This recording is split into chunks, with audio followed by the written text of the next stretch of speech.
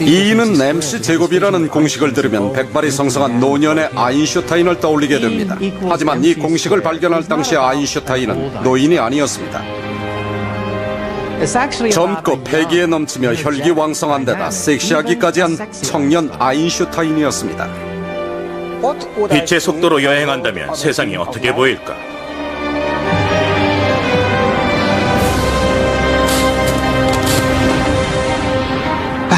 어떤 전기적인 힘이 전선 밖으로 방사되기 때문이 아닐까요? 뭐래? 패러데이, 전류는 전선 안으로만 흐르는 것이지 밖으로는 새지 않아. 이거 보여요? 성공이에요. 지구는 다친결한 사실을 증명해 보이는 것이 저의 가장 큰 야망입니다. 물질은 어떠한 변화를 겪더라도 그 질량은 절대 증가하거나 감소하지 않으며 항상 동일합니다. 군중들, 라버지는 뭐가 옳고 그른지는 민중이 판단해.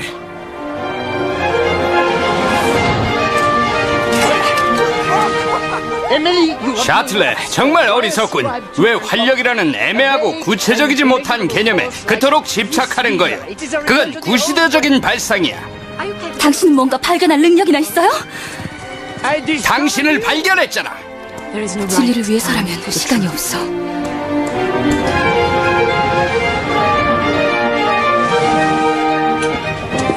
마이터나야, 예? 오토하리요. 우리들의 관심은 핵입니다. 유태인 때문에 우리까지 위험해요. 유태인을 숨겨줄 수는 없어. 저 여자 때문에 연구소가 문을 닫을 수는 없지 않소. 한이 원자를 분열했어. 아니야. 핵 분열을 해낸 건 이모야.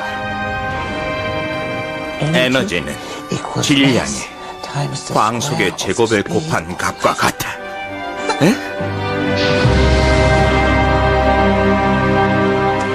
그 수학 공식 좀 보여줄래요?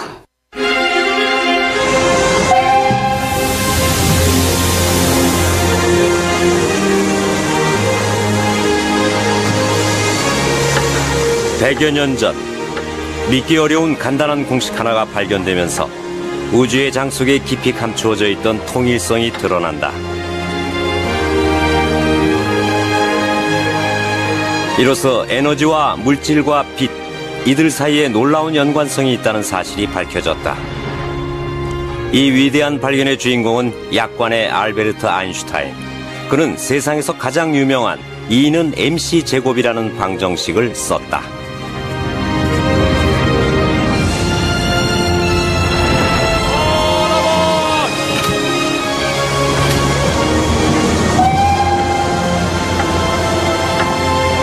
하지만 이 유명한 공식을 못 들어본 사람은 없어도 그 구체적인 의미를 아는 이는 드물다. 사실 E는 MC 제곱이라는 공식은 너무도 놀라워서 아인슈타인조차도 반신반의했기 때문이다. 이제 와요? 생각보다 많이 늦었네요. 저녁은 소시지랑 치즈뿐이에요. 왜요? 할 얘기가 있어. 무슨 일 있어요? 아니야, 일은 무슨. 걱정 말아요. 하루 종일 연구실 안에서 창밖에 기차만 쳐다보고 있었는걸. 그러다 문득 물체의 에너지에 대해 생각하게 됐어. 자세히 들어보겠어? 물론 들어야죠. 하지만 먼저 식사부터요. 먹고 얘기해요. 혹시 신이 나를 놀리는 게 아닐까? 그것은 아인슈타인의 기우였다. 그는 이전 과학자들의 피땀 어린 연구 결과를 마침내 집대성한 것이다. 수많은 선구자들이 숱한 시행착오를 거치며 이 등식의 성립에 기여했다. E는 MC 제곱의 역사는 아인슈타인이 E는 에너지라는 것을 깨닫기 훨씬 이전부터 시작됐다.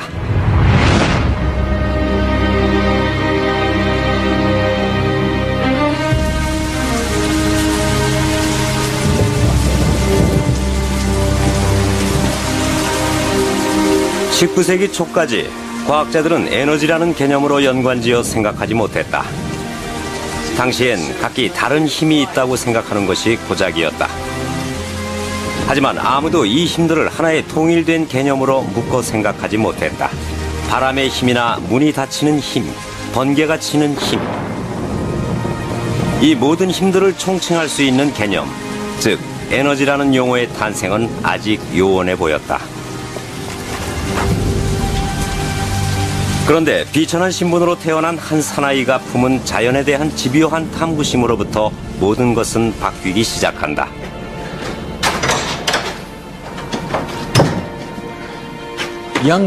젊은 패러데이는 직업에 불만이 있었습니다.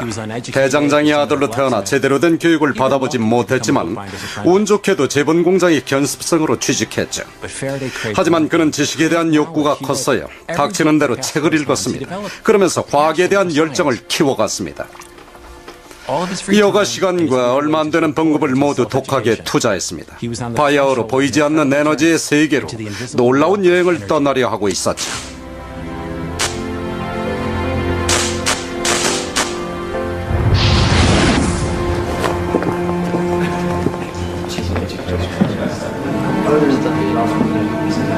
어느 날 손님에게서 사례로 받은 한 장의 표가 패러데이의 인생을 송두리째 바꿔놓게 된다.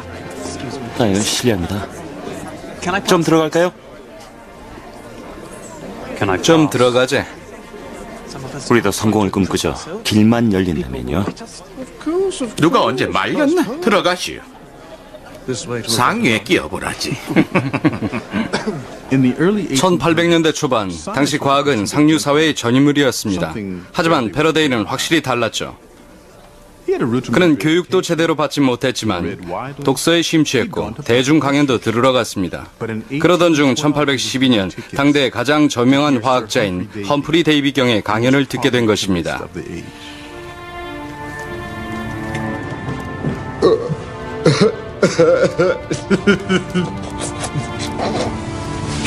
19세기 당시 과학자들은 오늘날의 팝스타에 비견된다. 강연장은 늘 만원이었고 입장권은 구하기 힘들었다. 데이비는 자신의 위치를 남용했다. 잘하세요. 걱정 마.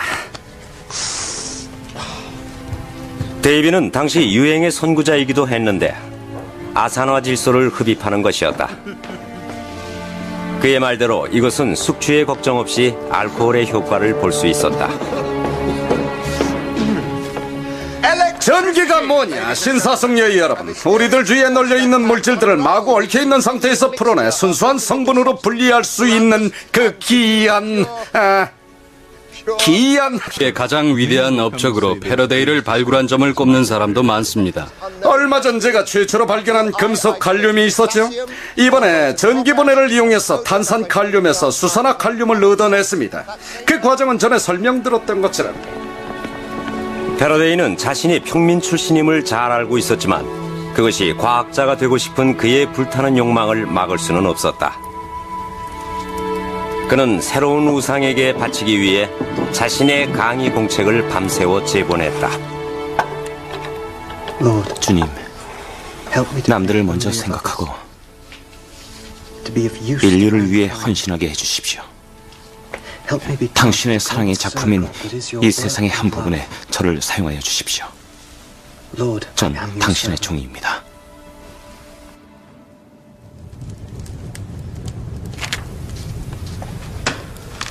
솜씨가 좋군, 패러데이. 자네는 삶의 목표가 뭔가? 제 희망이라면 단지 이기적이고 야비하게 살지 않는 것입니다. 과학자가 된다면 순수하게 살 수 있을 것 같습니다. 생각도 개방적이고요. 그래. 몇 년이 지나도 그 생각에 변함이 없는지 두고 봐야겠구만. 하지만 당장은 일이 없어. 일거리가 생기면 연락을 하지.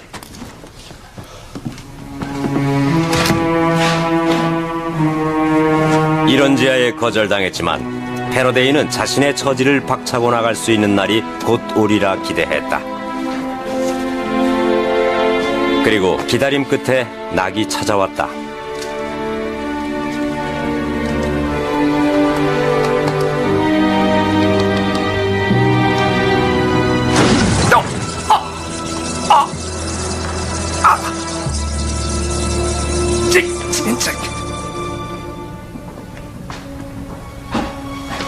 니오만, 패러데이 군과 인사하게. 내가 나을 때까지 도와줄 걸세.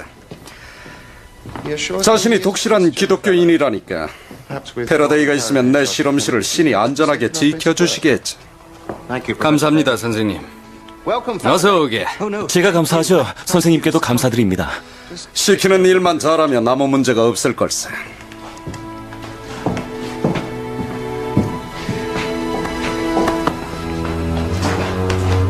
실험실의 조수가 된 패러데이는 데이비의 곁에서 그의 입에서 나오는 모든 말을 주워 들으며 열심히 공부한다. 그리고 어느새 제자는 스승을 능가하게 된다.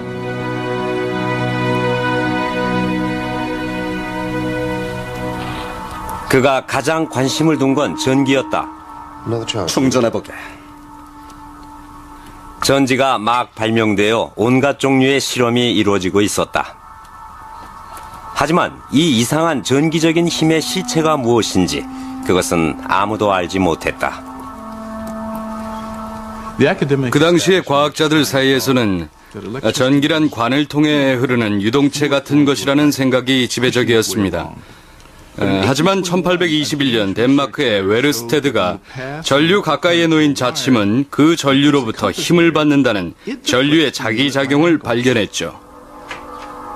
이 즈음 전기와 자기가 서로 영향을 준다는 사실이 처음으로 발견된 것이다.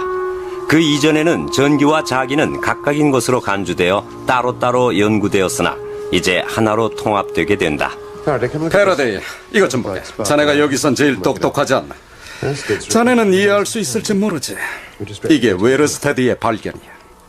나침반을 반대쪽에 놔보지. 이런. 이거 정말로 놀랍구만. 전류가 선을 타고 이동한다면 왜 나침반 바늘이 전선과 평행으로 서지 않는 거지? 그러게. 장치를 한번 전부 돌려보지.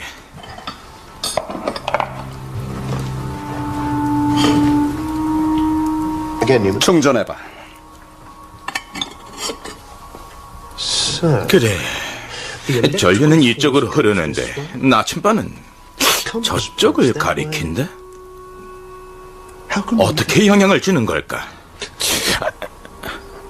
아마도 전기는 보이지 않는 형태로 움직이는 게 아닐까 싶은데요. 뭐라고? 어떤 전기적인 힘이 전선의 외부로 방사되기 때문이 아닐까요? 이보게, 캠브리지 대학에서도 전기는 선을 통해서만 이동한다고 가르치고 있어. 밖으로는 새지 않아. 그렇다면 할 수 없지만 이 현상은 어떻게 설명하시겠어요? 다시 해보세. 이번에는 나침반을 선 밑에 두어봐. 왜 나침반은 정확한 방향을 가리키지 못하는지, 왜 전기가 나침반에 영향을 주는지 데이비와 다른 사람들은 아무도 이해하지 못했다. 오늘 우리는 패러데이와 세라의 결혼을 축하하러 모였습니다. 하지만 패러데이는 이 때문에 압박감에 시달렸다. 이유는 그의 종교 때문이었다. 그에게 있어 신이 숨겨놓은 미스터리를 이해하는 것은 신성한 의무였던 것이다. 런던에는 소위 샌더만이라는 소수 기독교 종파가 있습니다. 이들은 신실한 종교인들인데 퀘이커 교도들처럼 작은 분파죠.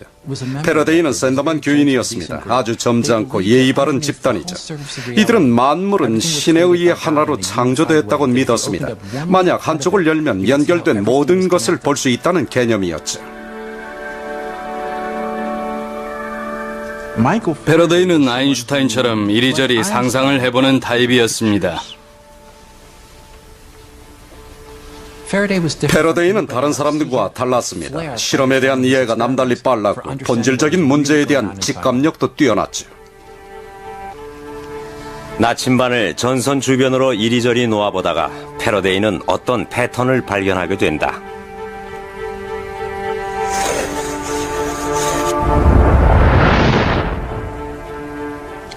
당시에는 전류는 직류로만 통한다고 생각했지만 패러데이는 달랐습니다. 패러데이는 전선 주위로 보이지 않는 힘의 물결이 있다고 생각했습니다. 그리고 자석에서도 또한 그와 비슷한 힘이 나와 이것이 전류의 힘에 지배된다고 생각한 거죠. 바람에 나부끼는 깃발처럼 말입니다. 패러데이의 위대한 점은 바로 이 점을 이용해 새로운 실험을 착안해냈다는 것이다. 나침반 바늘을 움직이는 전기장이 있다면 반대로 전기를 움직이는 자기장이 있지 않을까 하는 의심을 갖게 된 것이다. 이런 건 난생 처음 해보네. 자네 아주 행복한 꼬마 같구만. 몸이 떨려요, 뉴먼. 몸속까지요.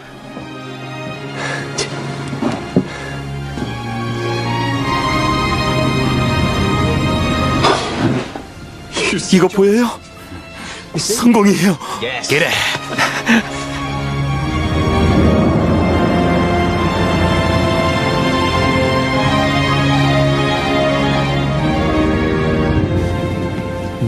그것은 역사적인 실험이었습니다. 발전기의 발명을 유도한 것이죠. 자기와 전기의 동일성을 간파해서 한 단계 끌어올린 작품을 만든 것입니다. 물체도 끌어올려졌죠. 하지만 더욱 중요한 것은 물리학의 새 장을 열었다는 점입니다.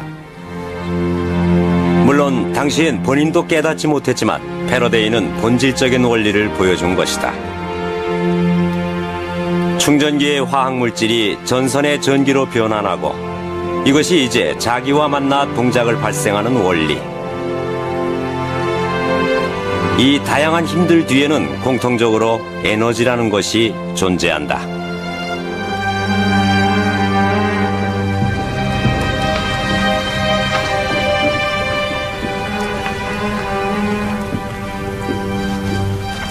그보다 몇 달 전 데이비는 영국 과학계의 뼈대였던 왕립학회 회장으로 선출됐습니다. 그런데 개간 과학저널에 실린 패러데이의 논문을 보게 되죠. 데이비가 시기했는지 알 수는 없지만 분명히 자신의 조수였던 대장장이의 아들이 빅토리아 시대에서 손꼽히는 위대한 발견을 했다는 것은 알아챘을 겁니다.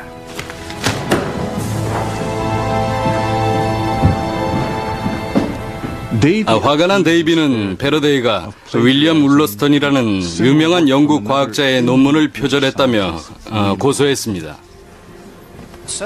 그래, 패러데이. 울러스턴이 자네들은 뭐라든가? 편지가 왔는데 조금도 감정이 없고 이번 논문은 전적으로 저만의 독창적인 연구였다고 인정했습니다. 그럼 그렇지. 데이비가 비겁한 놈이야. 그럼 선생님이 진술을 처리할까요? 그건 아닐걸. 자네의 왕립학회 회원 선출을 강력하게 반대하고 나섰어. 정말요? 두 분 생각은요? 패러데이 친구야, 난 자네 편일세. 나도야. 울러스턴도 자네 편이잖나. 어떡할지. 걱정 말게. 과학이 알아서 다 해결해 줄 거야. 어디 말해보게. 어떻게 자석주의로 전기가 회전하는지 말이야. 거기에 어떤 마법의 힘이라도 있는 건가?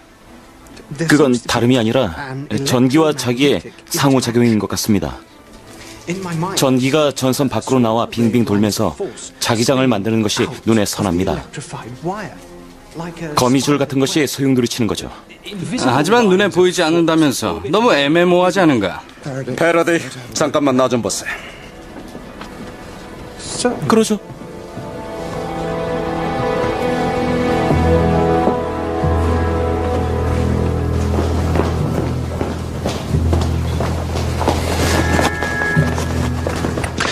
이런 말도 안 되는 일은 그만두게. 자네가 후보에서 사퇴해줬으면 하네. 데이비 선생님, 저는 사퇴할 이유가 없습니다. 다른 동료들도 절 응원하고요. 절 추천한 것은 그들입니다. 저는 사퇴 않겠습니다. 가보죠.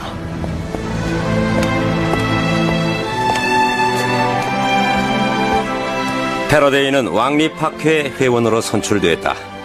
그로부터 5년 후 데이비는 과다한 가스 흡입으로 인해 사망했다. 세월이 흘러 패러데이의 보이지 않는 힘은 에너지라는 새로운 개념을 소개하게 된다.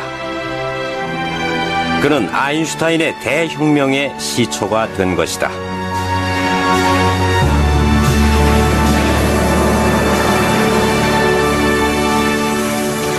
바로 이러한 에너지의 신세계의 한복판에서 아인슈타인은 성장했다.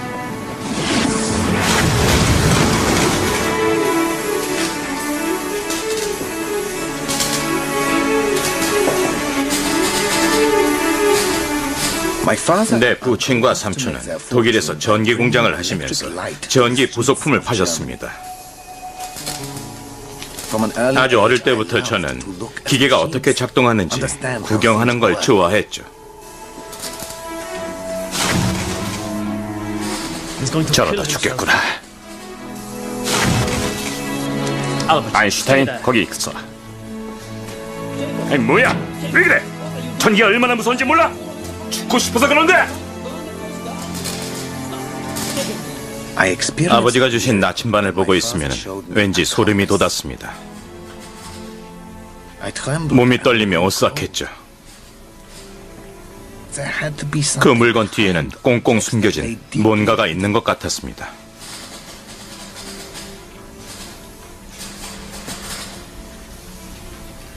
고등학교 때 친구들은 모두 학과 공부에 열중했는데 저는 달랐습니다.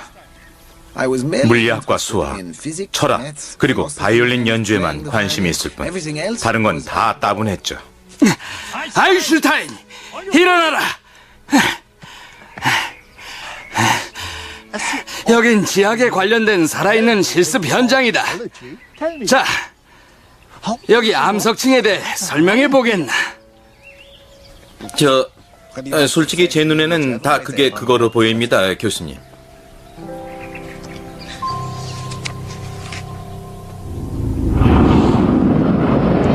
아인슈타인의 스승들은 패러데이가 보여줬던 것처럼 에너지가 다른 형태로 변환될 수 있다는 것을 깨우쳐 주려고 했다. 그들은 에너지의 형태란 이미 발견된 것이 전부라고 믿었다. 하지만 아인슈타인은 그것이 틀렸다는 것을 입증하게 되는데 그는 새롭고도 방대한 에너지의 세계를 발견하게 된다. 어떤 과학자도 생각조차 못했던 물질 중심에 깊게 내재되어 있는 거대한 에너지를.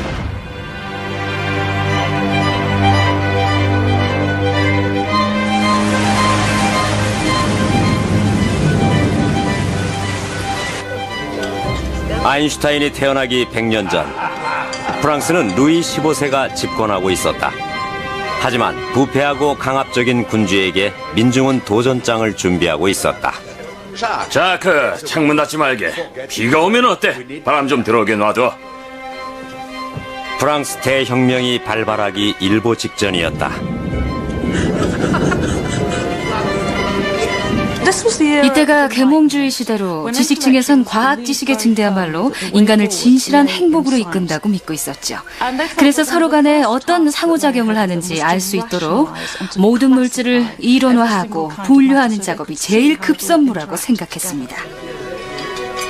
부유한 젊은 귀족 앙투안 라부아지에는 일상생활에서 사용되는 물질뿐 아니라 세상의 모든 물질들 사이에 어떤 기본 상관관계가 있는지 밝혀내려고 마음먹고 있었다.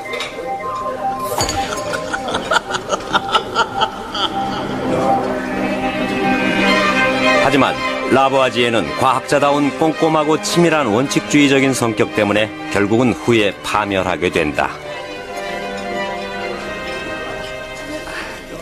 라브 아저씨, 내 눈이 잘못된 게 아니라면 당신은 저녁 내내 우유만 드시는군요. 아까는 우유를 잔에다 드시더니 지금은 우유를 그릇에 드시고요. 아마 다음은 우유를 접시에 드시겠죠? 관찰력이 그렇게 예리하신 걸 보니 과학적인 호기심도 풍부하시겠네요. 특이하시군요. 굳이 알고 싶으시다면 답해드려야죠. 지난 5주 동안 저는 우유밖에 안 먹었답니다. 아이고 차라. 5주 동안 우유만 먹으려면 난 차라리 목을 메고 말겠어. 혹시 그 무슨 끔찍한 병이라도 걸린 거요? 그 반대죠. 전 지금 식이요법이 건강에 끼치는 효과를 실험 중입니다. 왕립과학학술원 회원에 대한 존경심에서 드리는 말씀인데 당신 뱃속에서는 목구멍이 베었나 할 거요.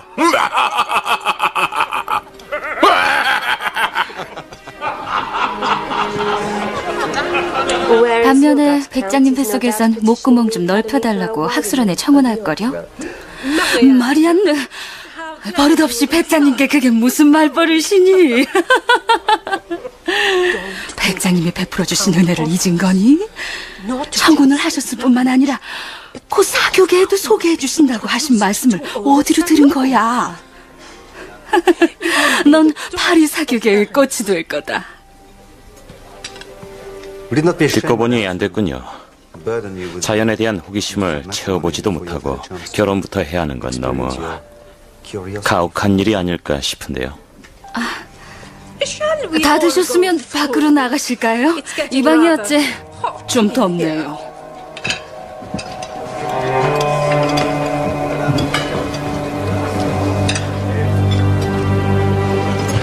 저 백작과 청혼했어? 저와 상관없이 정해졌어요. 구출해드려야겠군요.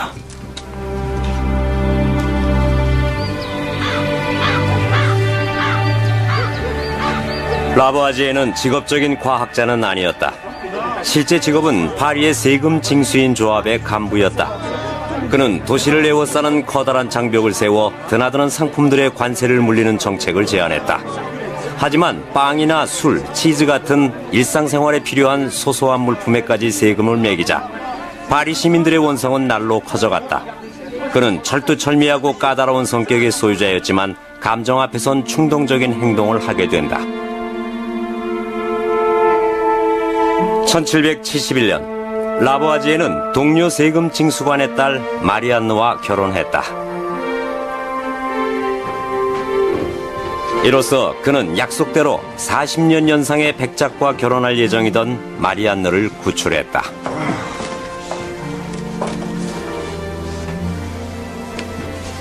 내가 보여줄 게 있어.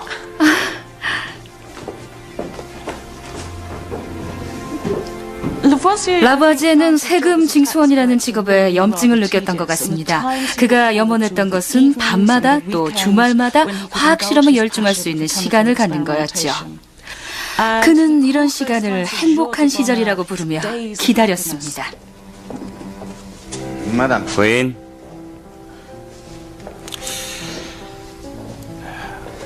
만약에 말이요, 구리와 철 방망이를 몇 달 동안 비를 맞도록 바깥에 내버려 둔다면 어떻게 되겠어? 라바지의 부인. 라부아지 씨? 금속들은 어떻게 될까? 이건 정식 시험을 보기 위한 예비 구두 시험인가요? 그래요? 정답을 알고 싶은 거예요. 정답을 잘 알면서 날 놀리는군요. 그야 물론 구리엔 녹청이 가득 낄 거고 철은 녹슬겠죠? 전문 용어는 하소고요. 아름다운 부인 훌륭하오. 좀 더 어려운 걸로 하지. 금속이 녹슬면 무거워질까? 가벼워질까? 뭐예요? 저를 시험하시려는 거예요? 미안하다. 아마 또 내가 깜빡 정신이 나갔나 보. 프랑스 국민 중에서 금속이 녹슬면 부서진다는 걸 모르는 사람이 어디 있어요? 그건 곧 가벼워지고 결국 없어진다는 거죠? 하지만 아니, 아직이요. 말 다 안 끝났어요. 조금만 참으세요. 더 남았어요. 최근 발표된 젊고 명석한 화학자인 앙투안 라부아제의 논문에 의하면 철은 공기와 화합한다고 하더군요. 그건 무거워지는 거죠? 아주 훌륭하오. 내 소망은 아니, 당신 소망이 무엇이든 당신 곁에 있는 게 제 소망이에요. 과학을 열심히 배워 당신의 손발이 되겠어요. 그럼 이제 철이 공기와 결합해 화합물이 되는 걸 보겠어. 내일이에요, 여보. 내일이요.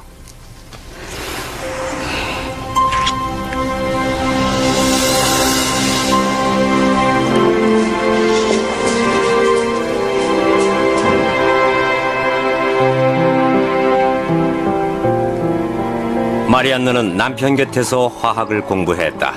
그러다가 곧 남편을 돕는 다른 길을 찾아냈다. 그녀는 영어를 공부해 최신 과학 논문들을 번역하고 미술 수업을 받아 실험의 세부 사항을 상세하게 그림으로 기록했다. 라부아지에의 빈틈없는 조수이자 실험실의 대외적인 일을 도맡았던 그녀는 남편의 연구에 핵심적인 역할을 했다. 손님들, 그런 말씀을 하시다니. 정말 뻔뻔하시네요. 이쪽으로 오십시오.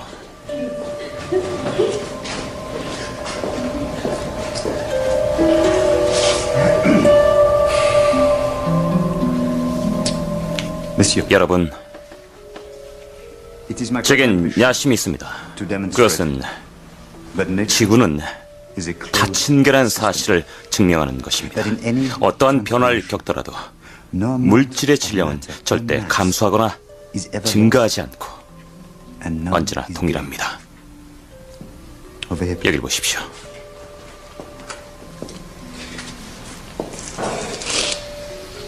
이 일정량의 물을 가열하면 수증기로 변합니다. 그리고 이 수증기를 석탄 속에서 벌겋게 달궈진 총신으로 보냅니다. 이쪽에서 수증기를 식혀보면 재밌게도 처음보다 물의 양이 약간 줄어든 것을 알 수 있습니다. 그러고 보면 물의 양이 감소한 것처럼 보이죠? 하지만 동시에 기체가 발생했고 또 총신의 무게가 증가했다는 것을 고려해야 합니다. 그래서 두 가지의 증가 요인을 합쳐보면, 즉 총신의 증가 무게와 모아진 기체의 양을 더하면 물의 오차와 일치합니다. 감소된 물의 양과 정확히 같습니다. 아하, 하지만 그 기체란 대기 중의 공기가 아니요, 제가 그 기체를 모두 정확히 측정해 봤는데 대기 중에 떠도는 공기보다 훨씬 가벼웠습니다. 게다가 가연성이죠. 보셨죠? 물은 수소와 산소로 구성되어 있습니다. 그러니까 그는 벌겋게 달궈진 총신의 내부에 산소를 달라붙게 한 것입니다. 기본적으로 산화철, 즉 아주 빨리 녹이 슬게 한 것입니다. 그러면 그가 가연성의 기체라고 부르던 바로 그 수소가 남게 됩니다. 화학 변화를 거쳐도 질량은 변하지 않았죠. 그는 다시 물로 변환하는 실험에 도전을 합니다. 이제 시작입니다. 앞으로 몇 달만 기다리시면 자신 있게 보여드리겠습니다. 이 가연성의 기체와 활성 기체를 다시 합쳐 물을 만드는 걸 보여드리죠. 방금 전 이 실험에서 감소된 물의 양만큼만 정확하게 얻어내겠습니다. 저의 목표는 바로 이 과정입니다. 물에서 기체로, 다시 물로. 질량 변화 없이요. 오랫동안 라부아지에는 물질이 어떠한 화학적 변화를 겪더라도 질량은 절대로 변하지 않고 보존된다고 믿고 있었습니다. 하지만 증명하기 위해선 수천 번의 실험을 거듭해야 했죠. 또한 엄청난 정밀성을 수반했습니다.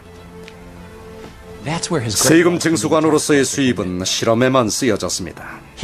그는 값비싼 실험 기구를 살 만한 재력이 있었죠. 여보, 참, 그만 일어나요.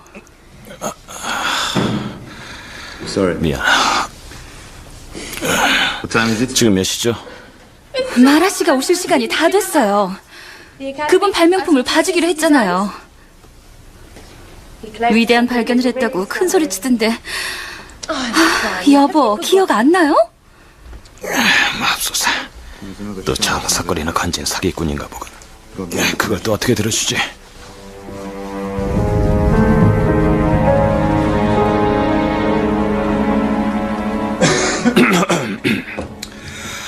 오셨습니까, 마라씨? 선생님, 이번에 제가 불의 본질적인 이미지를 스크린 위에 투사할 수 있는 기구를 고안해냈습니다. 보세요. 그러니까 횃불의 불꽃을 보면은 불꽃 위로 가물거리던 패턴이 나타납니다. 제가 발명한 이 기구를 이용하면 불의 본질을 볼 수 있죠. 불의 본질이란 걸 채집해 본 적이 있거나 담아서 측정해 봤어?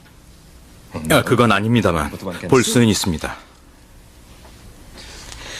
미안하오만 정확한 측정이나 확실한 관찰 과정도 없고 또 타당한 이유도 결여된 어림짐작은 누구라도 할 수 있어. 이런 건 과학이 아니야. 어림짐작이 아닙니다, 선생님. 아니긴. 이만 실례도 되겠어? 오늘은 내가 너무 바빠서. 고맙소. 잘 가오. 이게 다야? 그래, 너 잘났다!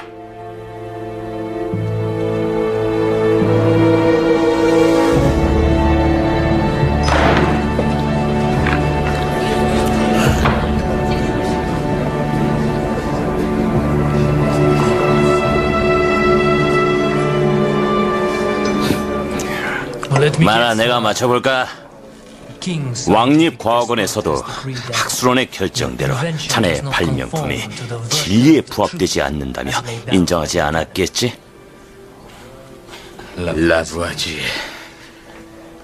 도대체 쥐가 뭔데 진리를 운운하는 거야? 내 말 잘 듣게. 왕립학술원에 있는 놈들은 다 똑같아. 자유로운 영혼을 짓밟지. 자기들이 천재들이라고 착각하겠지만 다들 썩어 빠진 놈들이야. 그것들 알고 보면은 왕의 하수인이라고. 민중들, 뭐가 옳고 그른지는 민중이 판단해. 걱정 말게. 다음번 벽보에는 자네를 모욕한 그림을 올릴 테니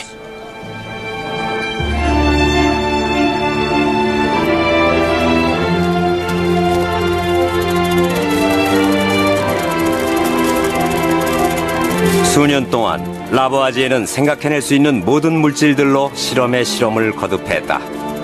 변환 과정에서 생성되는 전기와 액체와 가루를 모두 꼼꼼하게 모을수록 질량은 감소되지 않는다는 사실이 드러났다.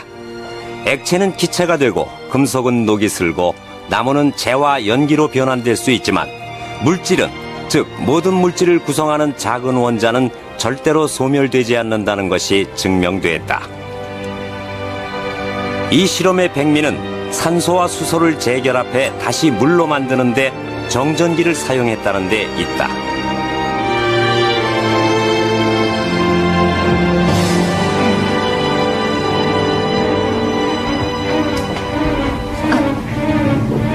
무슨 일이죠?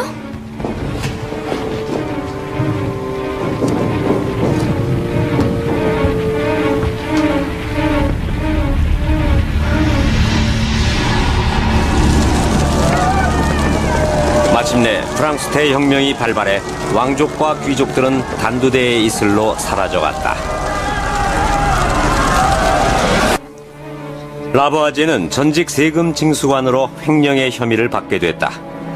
인정받지 못한 과학자에서 과격한 신문 편집자로 변신한 장폴 마라는 라보아지에를 민중의 적으로 규정했다.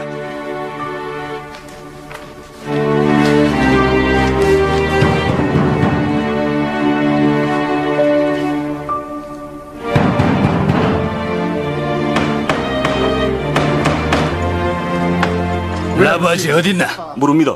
라부아지! 라부아지!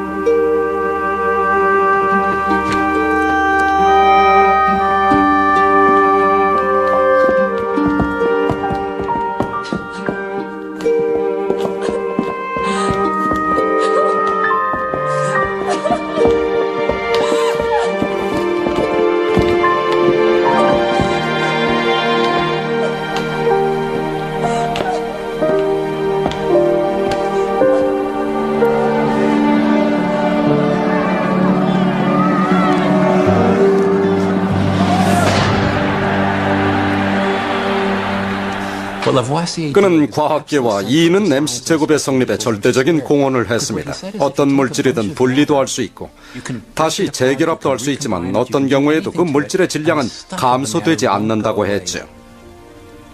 그 말대로 폭도들이 파리를 불태워 폐허를 만들고 벽돌을 파편과 흙으로, 건물을 재와 연기로 바꿔놓았지만 만약 파리에 거대한 돔을 씌워 그 연기와 재와 파편을 모두 모아 무게를 재보면 기존의 도시와 도시를 둘러싼 공기의 양을 합한 것과 같으리라는 것입니다. 이런 건 없어요.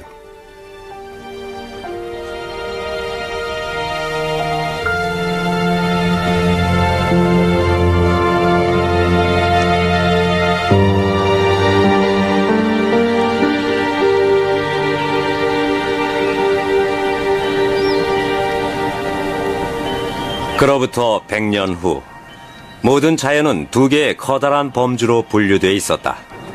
하나는 물질을 움직이는 에너지이며 또 하나는 그 물질을 구성하는 물리적인 성분인 질량이다. 19세기 내내 과학에서는 에너지와 질량을 두 개의 거대한 기둥으로 나누고 이 두 가지는 별개로 각각 독립되어 있다고 믿었다. 하지만 젊은 물리학도 알베르트 아인슈타인의 생각은 달랐다. 아이고, 아인슈타인. 얼굴이 왜 그래? 좀 황당한 일이 있었지. 어제 그 멍청한 페르네 교수한테 출석률이 저조하다고 꾸지람을 들었다니. 사실 난 그 지루하고 완전 맹탕인 그 실습 시간에 출석해서 내 실험기구가 폭발하는 바람에 얼굴이 이렇게 됐는데도 말이야. 그거야 자네 잘못이잖아. 고맙네. 요즘 잘 지내시나요? 마리치야? 그럼요, 아인슈타인 씨. 평생 물리 실험실은 멀리 하시는 게 낫겠네요.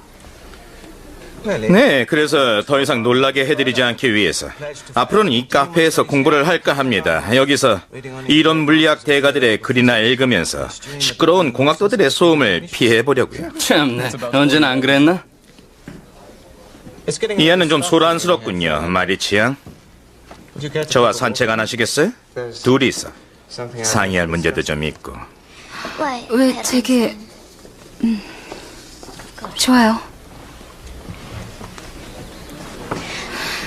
이번 주에 그쪽이 빼먹은 수업 내용에 대해 말씀드리죠.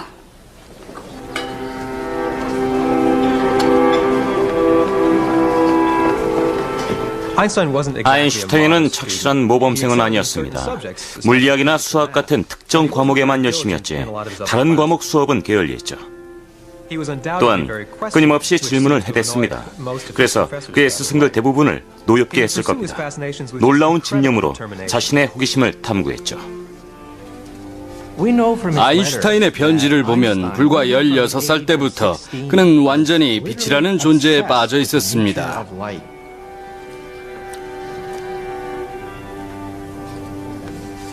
그는 누구를 만나도 친구나 동료나 심지어는 여자친구인 밀레바 마리치에게도 결국 부부가 되는데 끊임없이 질문을 해댑니다. 빛은 무엇일까?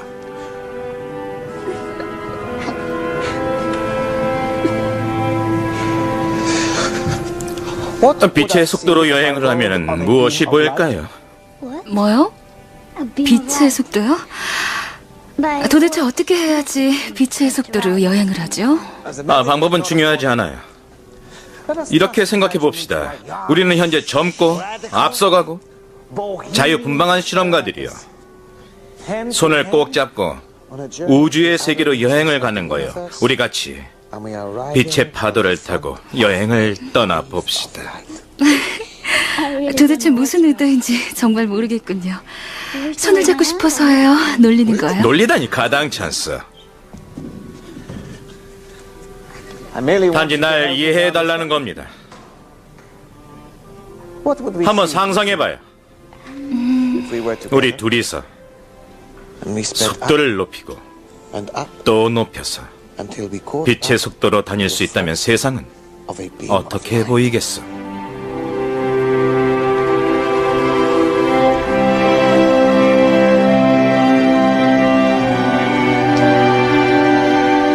아인슈타인은 끊임없이 빛을 추구했고 이것이 결국 과학의 일대 혁명을 불러왔다.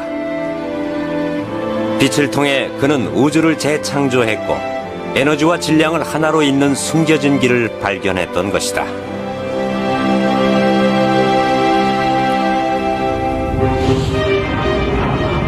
빛의 속도는 초속 30만 킬로미터로 실로 엄청나게 빠르다.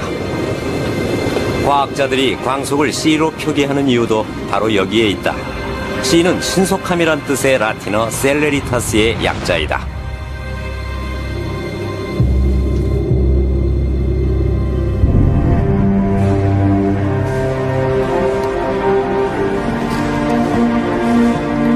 (19세기) 훨씬 이전에 과학자들은 광속을 계산해냈다. 하지만 빛이 무엇인지에 대해선 아무도 알지 못했다. 영국에서는 우리가 앞서 만났던 한 사나이가 강연을 준비하고 있었다. 험프리 데이비 경이 죽은 후 마이클 패러데이는 교수가 됐고 세계에서 가장 중요한 과학자로 꼽히게 됐다. 하지만 아직까지는 전기와 자기가 같은 현상의 두 가지 모습이라는 패러데이의 전자기 학설이 그다지 호응을 받지 못하고 있었다. 그런데도 그는 이제 더욱 대담한 학설을 제기한다.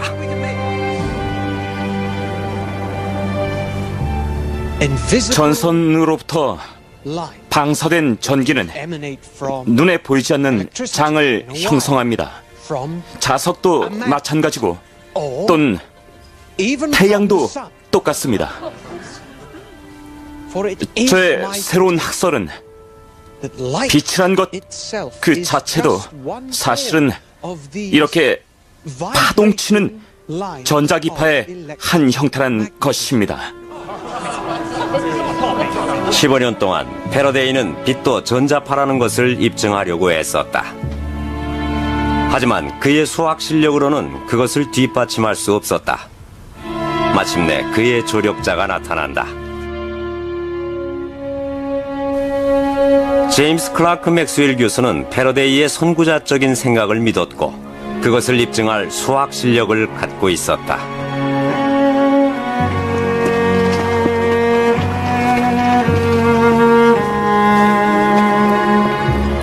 맥스웰과 노년의 패러데이는 친구가 된다.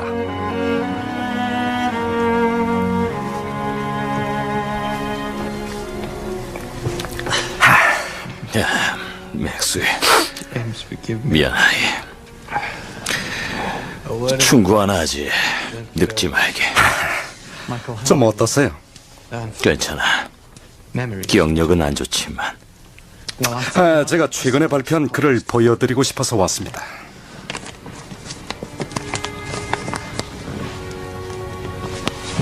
그래요, 어디 보세요.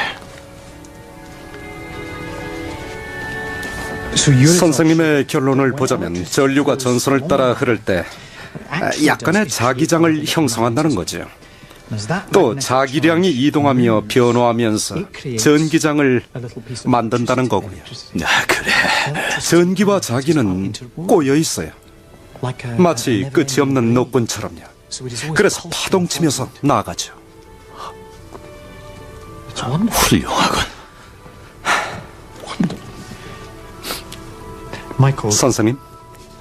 선생님, 제가 수학적으로 아주 중대한 것을 발견했습니다. 전기가 자기를 발생하고 자기가 전기를 발생하는 현상은 아주 특수한 속도에서만 가능한데 이 방정식이 모두 설명해 줍니다. 그래서 숫자가 나왔습니다. 1초당 30만 킬로미터요. 뭐라고? 광속 말이에요. 빛의 속도 말입니다. 선생님 말씀이 맞았어요. 빛은 전자기파가 확실합니다.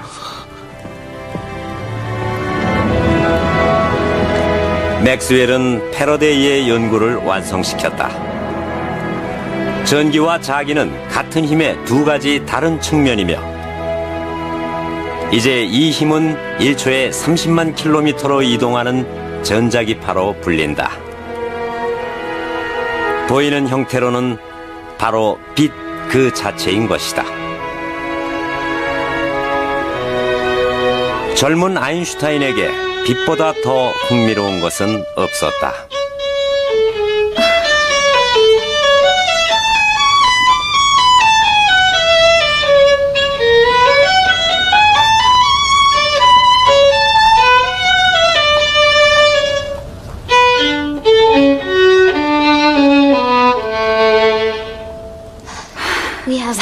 수업 있잖아요. 선택하구려. 웨버 교수의 그 지루한 독백극을 듣겠어. 아니면 모차르트의 음악과 맥스웰의 이론을 즐기겠어. 안 돼요. 이러다 경고받아요. 그런 얼간이들 얘기나 듣고 있을 시간이 없어. 나를 따라와요. 맥스웰의 책을 읽으며 빛의 전자기학 이론에 대해 생각해 봅시다. 아, 이런 귀여운 사람.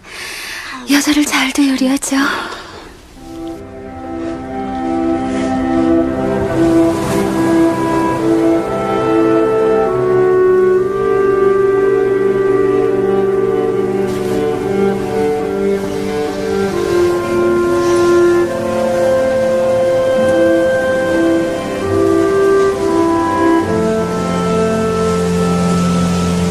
정말 예쁘죠?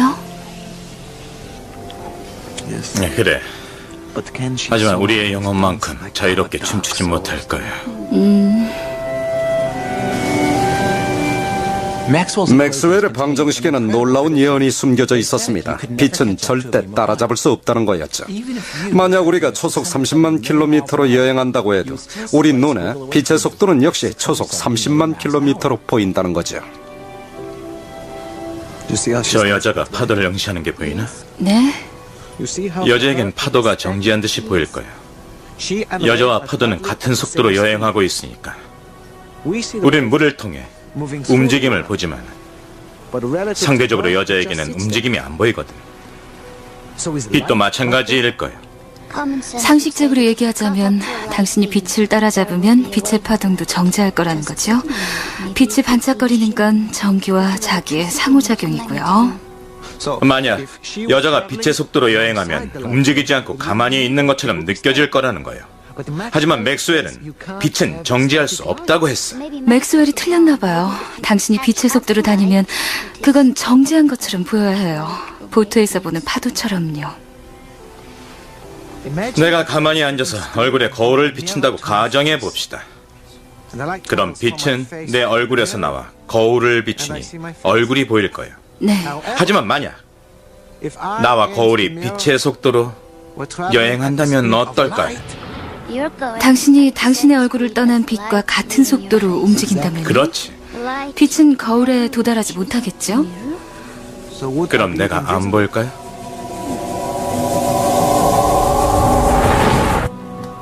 그건 말이 안 돼요.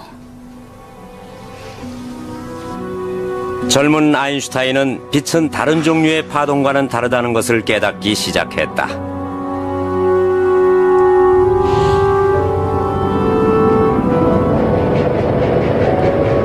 아인슈타인은 이제 에너지와 질량과 광속이 한데 어우러진 그 누구도 생각조차 못해본 초현실적인 우주관에 발을 들여놓은 것이다.